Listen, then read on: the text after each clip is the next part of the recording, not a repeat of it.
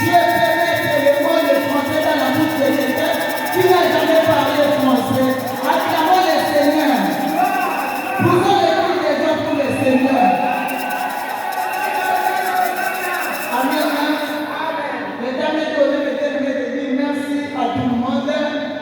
coordinateur, mes bien-aimés, à ceux qui ont préparé ces grands événements pour que nous soyons tous réunis en ces lieux et partager sur la parole de Dieu. Et moi je sais, bientôt là nous allons décoller et le Seigneur est au rendez-vous. Il va accomplir des grandes choses. Acclamez le Seigneur. Je bénis les staffs, je bénis tout le monde. Vous êtes tellement nombreux. Mais bien aimés dans le Seigneur, que le Seigneur vous bénisse au nom de Jésus-Christ. Nous allons lire la parole de Dieu dans l'espace. Chapitre 5, le verset 3 pour la gloire de Jésus. Esdras 5, le verset 3, je lis au nom de Jésus. Amen. Dites Amen. Amen. Dans ce même temps, Tanaï, gouverneur de ce côté du fleuve, Chédar, Boznaï et leurs collègues vinrent auprès d'eux et leur parlèrent ainsi. Qui vous a donné l'autorisation de bâtir cette maison et de relever ces murs? Parole de l'Éternel. Répète encore, maman, s'il vous plaît. Je reprends dans le nom de Jésus.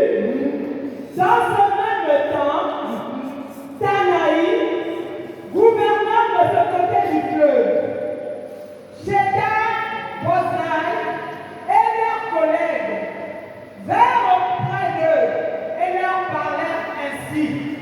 Qui vous a donné l'autorisation de bâtir cette maison et de relever ces murs? Parole de l'Éternel. On n'a pas encore compris. Répète encore, maman, s'il vous plaît. Dans le nom de Jésus, dans ce même temps, Tanaï, gouverneur de ce côté du fleuve, Chédar, Boznaï et leurs collègues vinrent auprès d'eux et leur parlèrent ainsi. Qui vous a donné l'autorisation de bâtir cette maison et de relever ces murs? Amen. Amen. Mais bien aimé dans le Seigneur, il y a une question qui s'est posée. Qui vous a donné la permission de rebâtir et de relever le mur? Ça veut dire que nous sommes là. Au-devant de nous, les bien-aimés, il y a une question qui se pose. Qui t'a donné la permission? Donc, tout simplement, nous devons avoir une réponse favorable à répondre, les bien-aimés. Qui vous a donné la permission? Si la Bible pose cette question, ça va venir quelque part. Il y avait l'interdit qu'on ne peut pas relever et rebâtir. Toute personne de bien-aimée qui voulait rebâtir et relever le village, il fallait demander la permission. Mais ils s'étaient étonnés. Ils n'ont pas demandé la permission. Ils sont venus les bien-aimés. Ils ont rebâti la muraille. Amen. Dites Amen bien. Dites Amen plus fort que ça. Dès que nous sommes là, chacun de nous doit avoir une réponse à répondre. Pourquoi tu as pris la résolution de rebâtir et de relever le mur? Parce que ces personnes-là ont répondu, peut-être nous allons lire ça après. Nous allons continuer dans notre lecture. Nous allons lire la parole de Dieu. Dans Luc 14, verset 28 à 33 pour la gloire de Dieu. Luc 14.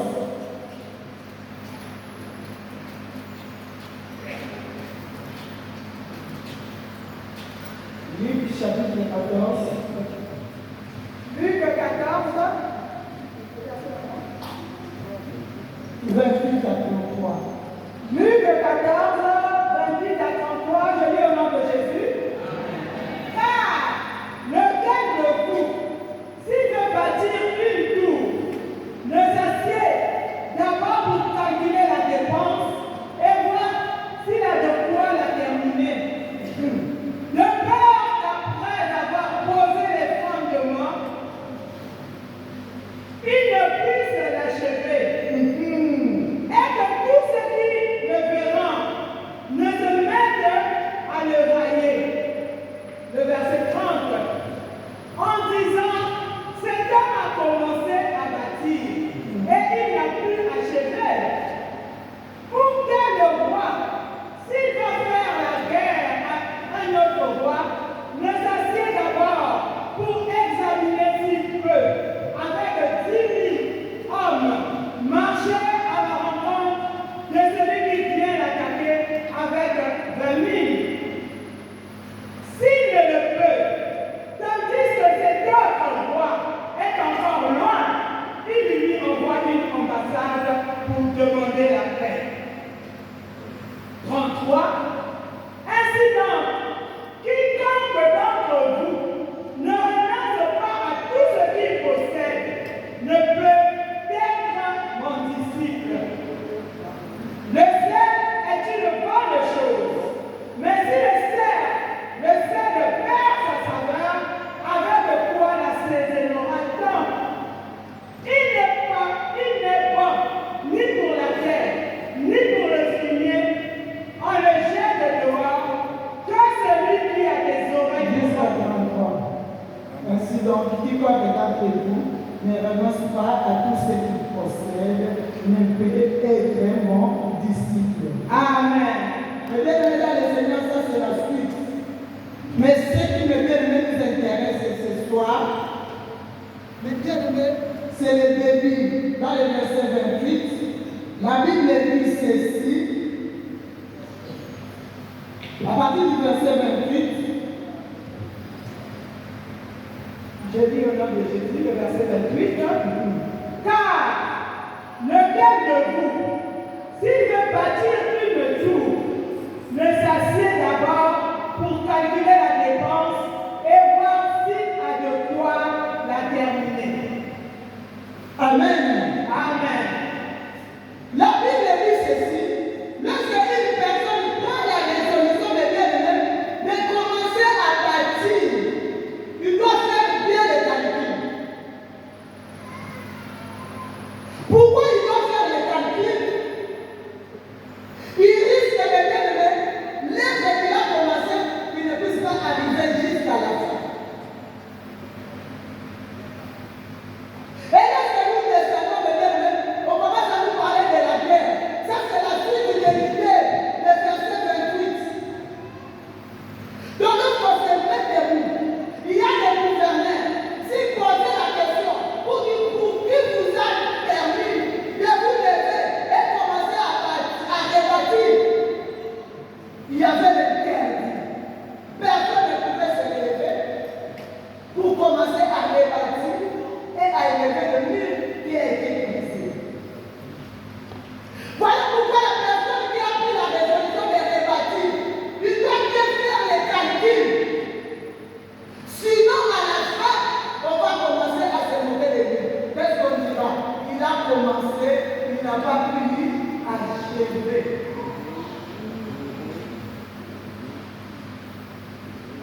Ça veut dire que tu commences à rebâtir, l'ennemi qui a brisé, il ne restera pas bras croisés. Il cherchera par tous les moyens de dire comment t'empêcher. Au lieu que tu vas donner la gloire pour qu'ils regardent ce qu'ils avaient commencé, j'arrive jusqu'à la fin. Vous allez vous arrêter à court de route. Voilà pourquoi la Bible te demande avant de bâtir. Parce que rebâtir, lorsqu'on brise, tu commences à rebâtir, donc tu es en train de bâtir.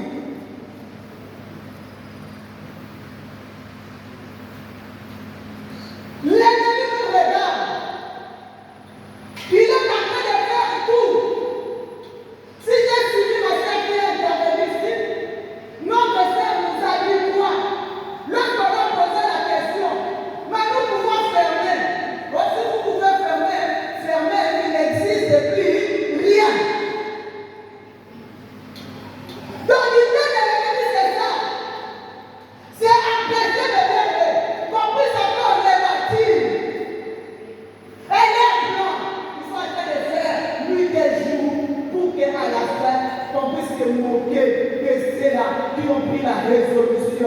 que commencer à rebâtir, ça veut dire à reconstruire ce qui a été détruit.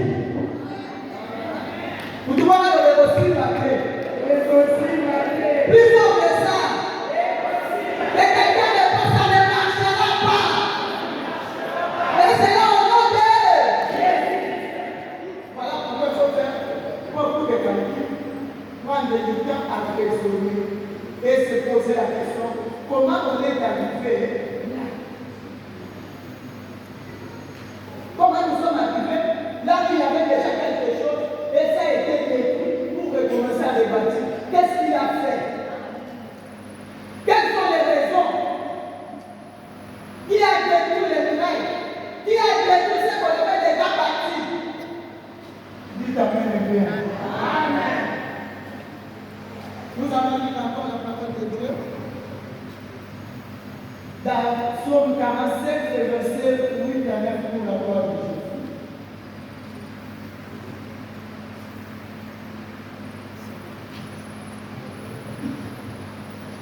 Psaume 47, 8 à 9, je dis au nom de Jésus. Car Dieu est roi de toute la terre. Chantez un cantique. Dieu règne sur les nations. Dieu a pour siège sur ses trône, parole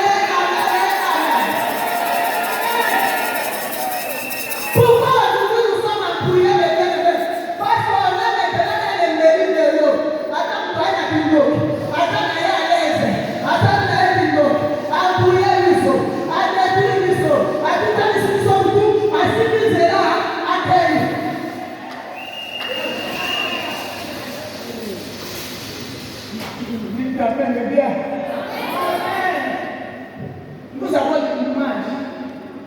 Nous avons l'image de ce qu'il nous a donné la délivrance. Nous avons l'image. Malgré tout de cette image. L'image ne fait pas les bâtiments de Dieu. Nous tous qui sommes là.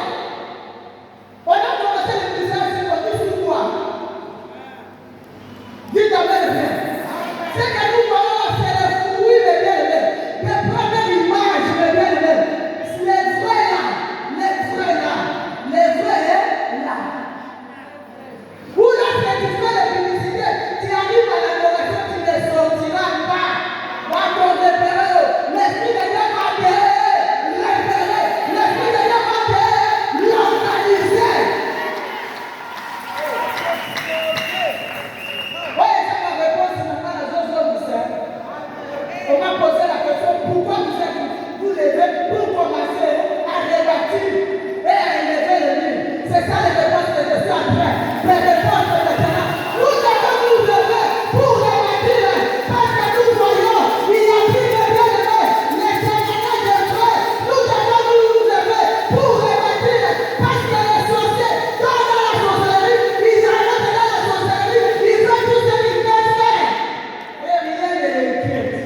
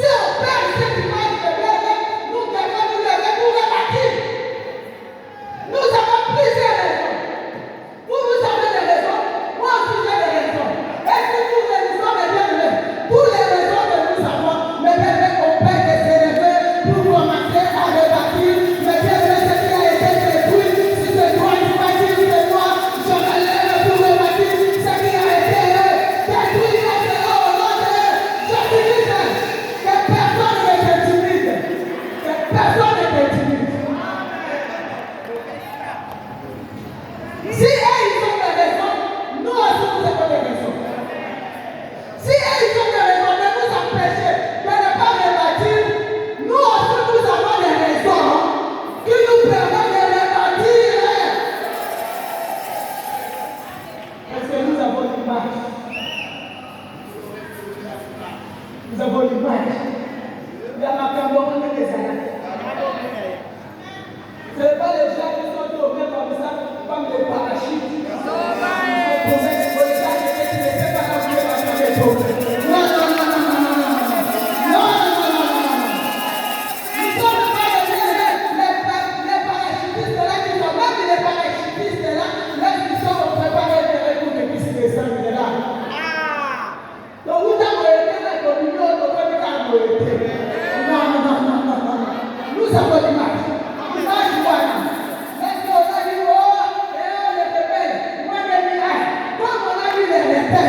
C'est là où moi je vais quitter Paris pour aller là-bas. Parce que moi j'ai besoin de l'image. Si quelqu'un n'avait pas réagi, je n'allais pas venir. Parce que j'ai beaucoup de choses à faire. Moi je ne vais pas vous dire les repères. Moi je serai là. Mais voici là. Mais voici ce soir. Dans le monde d'Amen. Pour récupérer l'image. La voici de Dieu.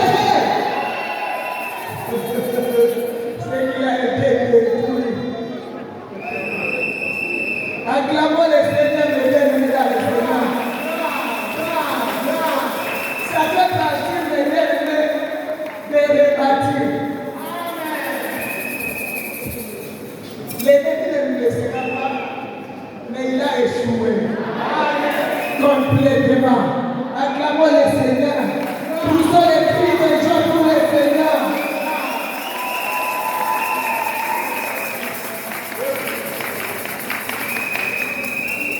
Nous allons nous lever dans notre dernier verset, notre dernier chapitre, après on va arriver là. Genèse 35, verset 1 à 7 pour la gloire de Dieu.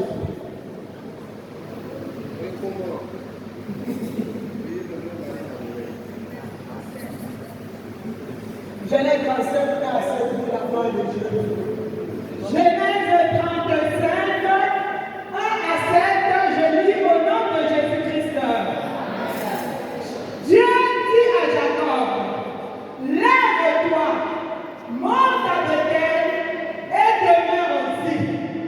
Là, tu dresseras un autel au Dieu qui t'a paru lorsque tu priais Ésaü ton frère. Jacob dit à sa maison et à tous ceux qui étaient avec lui, ôtez les dieux étrangers qui sont au milieu de vous, purifiez-vous, échangez de vêtements. Nous nous lèverons et nous monterons à Bethel. Là, je dresserai un autel au Dieu qui m'a exaucé dans le jour de ma détresse et qui a été avec moi pendant le voyage que j'ai fait.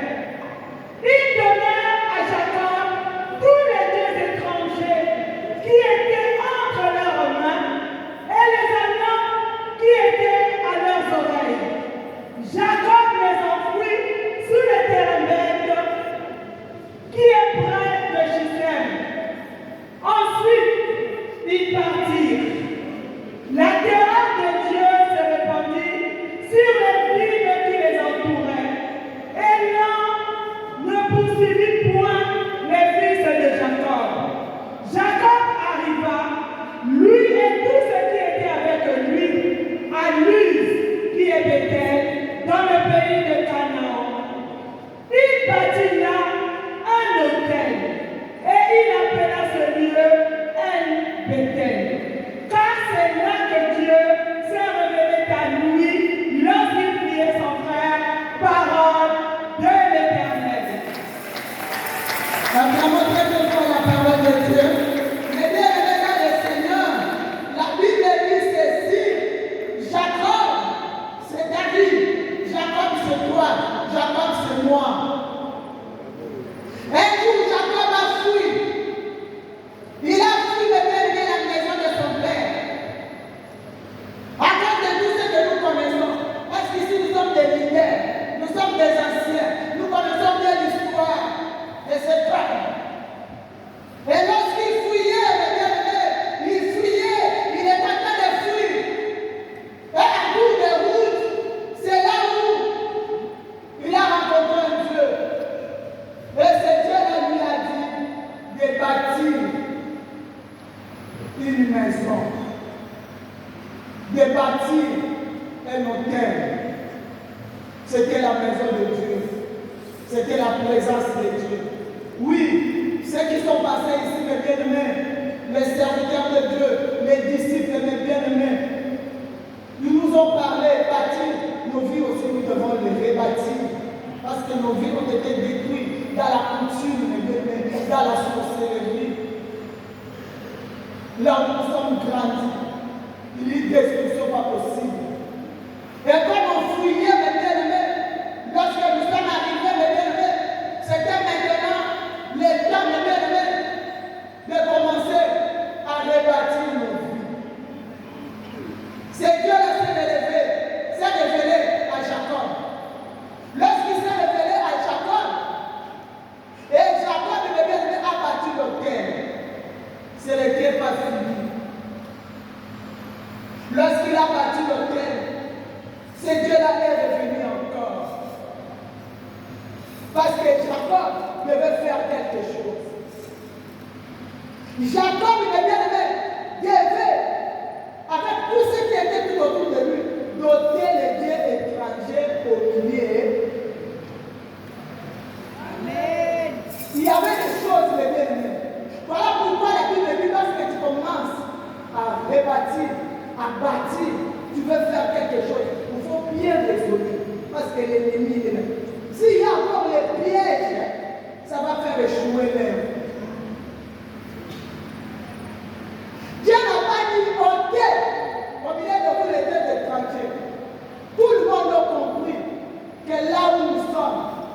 Ce n'est pas seulement le Dieu qui s'est révélé à nous lorsqu'on fuyait la coutume, on fuyait la sorcellerie, on fuyait la débauche. Maintenant, c'est des choses sérieuses qui commencent. Mais bien aimé, depuis le jour où nos parents sont partis, ils sont retournés dans la félicité céleste, c'est le jour où là les choses sérieuses vont commencer. Amen. Parce qu'eux, ils ont fait leur temps, mais bien aimé, ils nous ont laissé cet héritage. Ils ne sont plus. Quant à nous maintenant de continuer, mes bien-aimés, pour qu'après nous laissons, mes bien-aimés, l'héritage. Donc, c'est ce jour-là, les choses sérieuses vont commencer.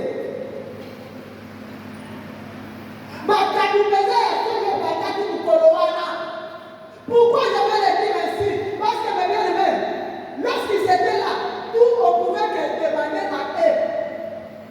Même bouger comme ça. Même faire comme ça. Ça veut dire, tu n'as pas le temps de prier, tu n'as pas le temps de jeûner. Dans les 7 jours, on était, même pour préparer la nourriture le dimanche, on doit appeler pour dire nous allons préparer quoi depuis les robes. Depuis les robes, nous allons préparer quoi? Non, préparer les produits, préparer les manettes. Est-ce que c'est normal? Maintenant, ils sont partis. Les choses sérieuses. Et là, alléluia. C'est là où les choses sérieuses commencent. Mais bien aimé dans le Seigneur, lorsqu'il y a la destruction, on vient rebâtir, mais bien aimé. Lorsqu'on commence à rebâtir, nous pouvons faire plus. Dites amen bien. Nous pouvons faire plus. Parce qu'aujourd'hui, si on avait construit une maison de 3 étages, lorsqu'on vient au détruire, bon, on commence à rebâtir, nous pouvons faire plus que 5 étages. Comment les parole de ma mère dit? Donc nous pouvons faire plus que ça. On n'a pas pu se limiter. Jésus a dit, moi je pars. Là c'est Jésus. Il a dit, moi je pars. Alléluia. Prêche. Je vous laisse et vous ferez plus que moi j'avais fait. La plus forte raison de bien-aimé.